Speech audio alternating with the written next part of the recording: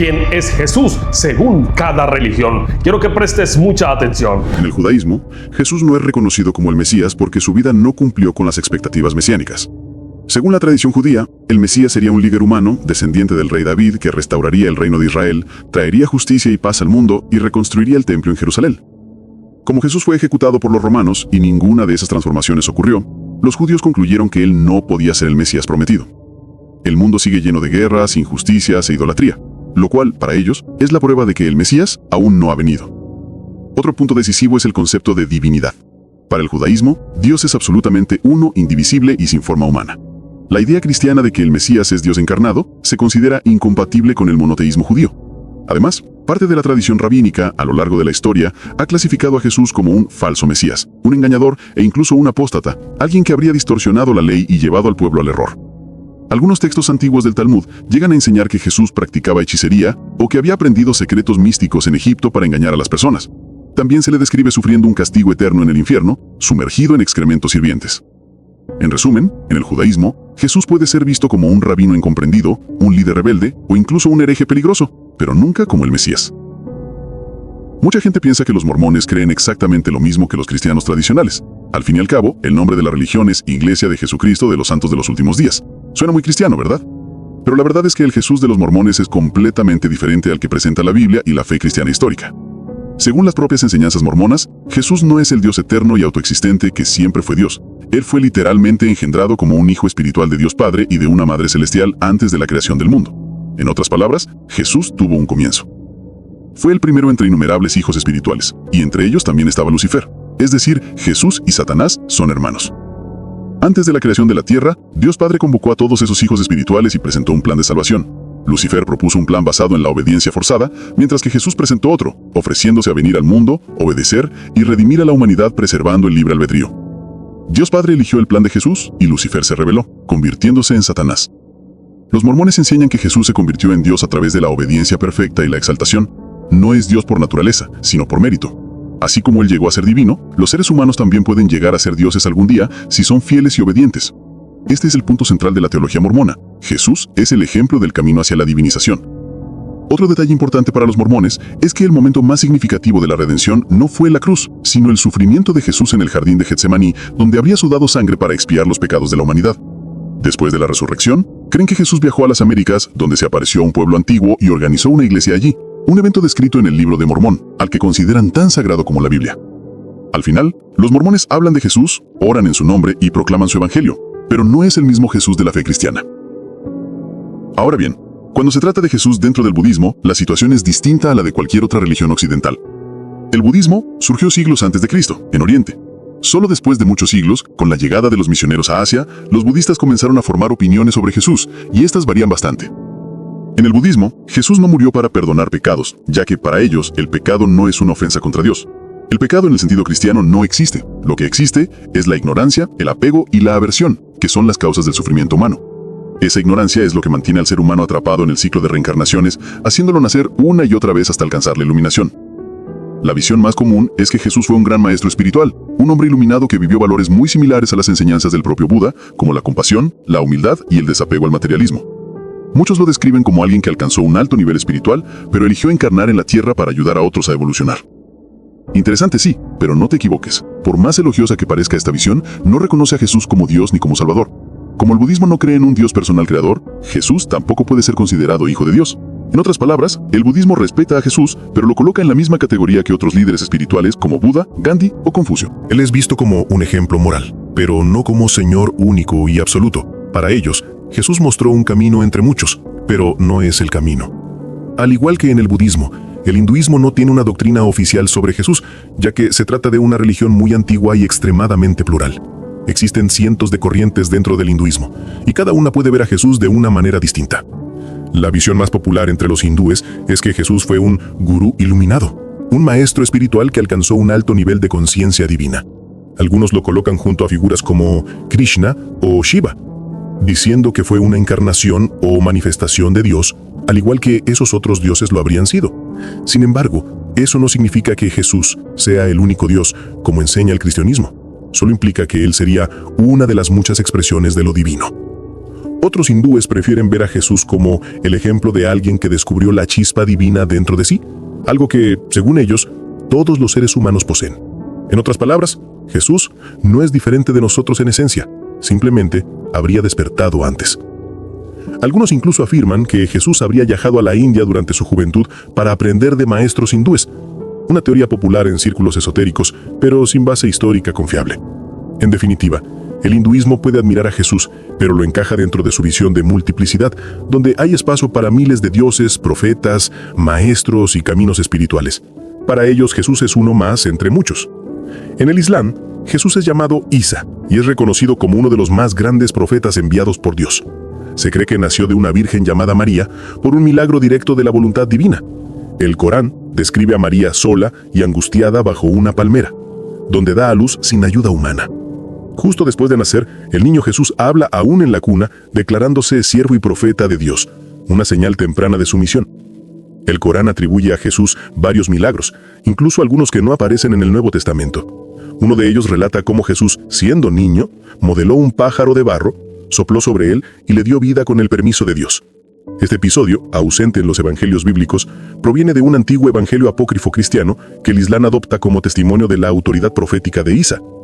La diferencia central es que esos milagros siempre se presentan como actos concedidos por Dios y no como expresiones de divinidad personal de Jesús. En cuanto a su naturaleza, el Islam afirma con claridad que Jesús no es Dios, no es hijo de Dios y no comparte la esencia divina.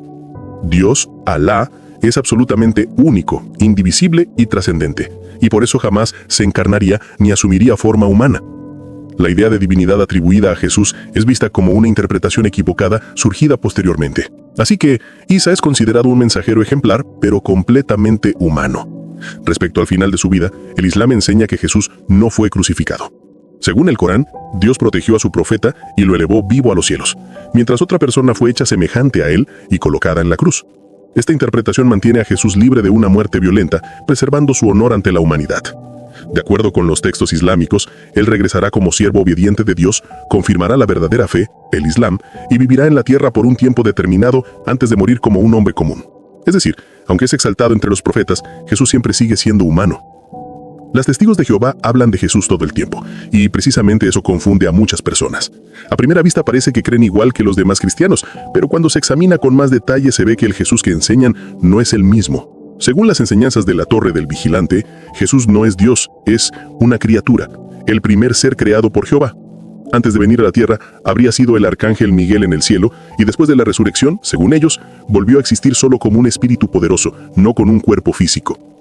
Enseñan que Jesús no murió en una cruz, sino en un madero, y que su muerte sirve como rescate para restaurar lo que Adán perdió, pero no lo reconocen como Dios encarnado. Para ellos, solo Jehová debe ser adorado. Jesús es un mediador subordinado, inferior. Y eso marca toda la diferencia, porque si Jesús no es Dios, entonces su muerte no tiene poder infinito. No puede perdonar pecados, solo puede representar a alguien que obedeció perfectamente. Es una fe que habla de salvación, pero sin un Salvador divino. Habla de un reino, pero sin un rey eterno.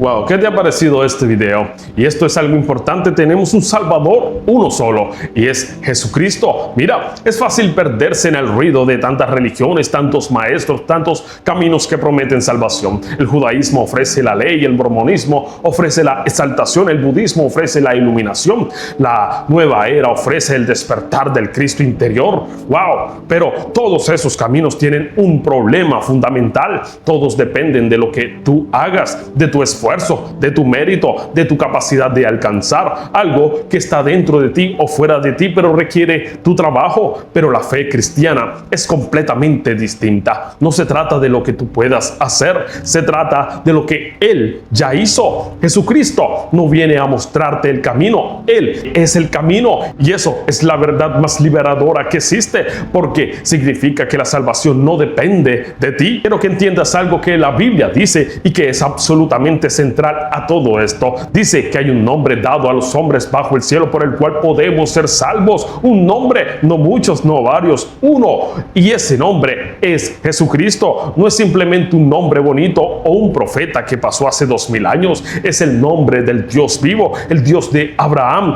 de Isaac, de Jacob, el mismo Dios que se reveló a Abraham en el monte Moriah, el mismo Dios que hizo un pacto eterno con Isaac, el mismo Dios que luego cambió el nombre de Jacob a Israel. Ese Dios es Jesucristo, no es un Dios diferente, no es una versión distinta de la divinidad, es el mismo, el Dios que desde el principio sabía que la humanidad necesitaría redención, el que planeó desde la eternidad venir en carne y hueso para salvarnos. Y cuando vino, no vino como un ángel, no vino como un profeta más, vino como Dios encarnado, tocable, real, muriendo por ti. ¿Sabes qué me impactó al escuchar cómo cada religión rechaza a Jesús por razones diferentes? Pero hay algo que todas comparten. Todas rechazan la idea de que Dios se haya encarnado, que lo divino haya tomado forma humana, que el Creador haya entrado en su creación.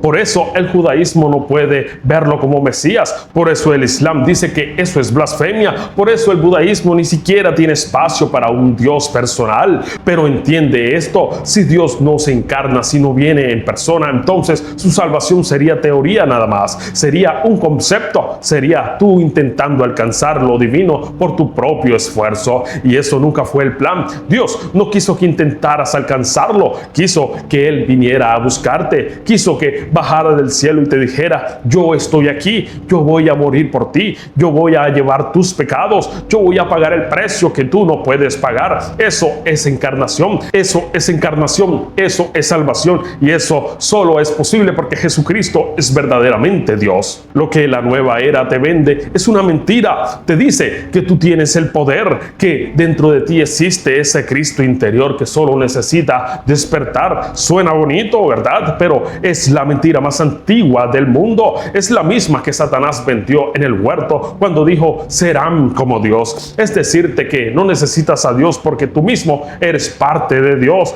Pero eso es falso. Tú no eres Dios. Yo no soy Dios. Nadie de nosotros es Dios. Somos criaturas, somos pecadores, estamos perdidos, y la única forma de salvación no viene adentro de ti, viene de afuera, viene de Jesucristo, del único que nunca pecó, del único que puede perdonar pecados porque es Dios. La Biblia dice que está escrito: no hay justo ni aún uno, todos nos extraviamos como ovejas, pero luego dice que Él llevó el pecado de todos nosotros, que su paga es muerte, pero el don de Dios es vida eterna en Cristo Jesús. Eso es salvación de verdad, no es despertar, es ser rescatado por quien puede hacerlo. Piensa en esto un momento: si Jesús no es el único Salvador, entonces ¿de quién es el sacrificio de la cruz? ¿Para qué murió? Si hay muchos caminos, si cada religión tiene su verdad, entonces la muerte de Jesús fue innecesaria. Fue un evento histórico nada más, nada especial, pero la Biblia dice algo muy distinto. Dice que Él fue ofrecido una sola vez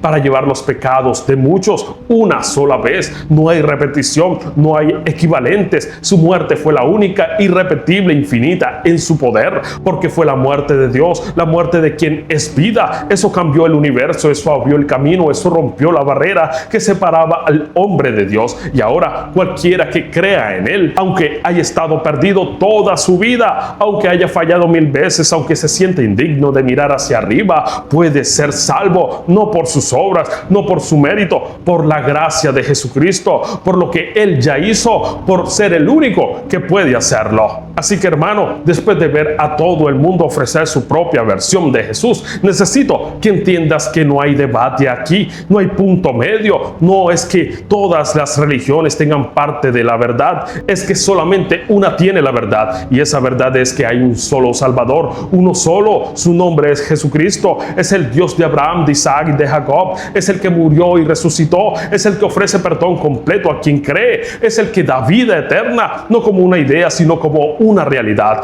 Es el que reina ahora en los cielos y un día volverá. Y la pregunta que hizo a sus discípulos hace 2000 años sigue en pie hoy para ti. ¿Quién dices que soy yo? Porque tu respuesta a esa pregunta lo cambia todo. O lo crees o no lo crees. O lo sigues o buscas otro camino, pero no hay salvación en otro, porque hay un solo nombre, una sola verdad, un solo Salvador. Jesucristo es el Señor. Gracias por quedarte hasta el final del video. Recuerda que te habló tu amigo y servidor Luis Cueto. Dios te bendiga, Dios te guarde.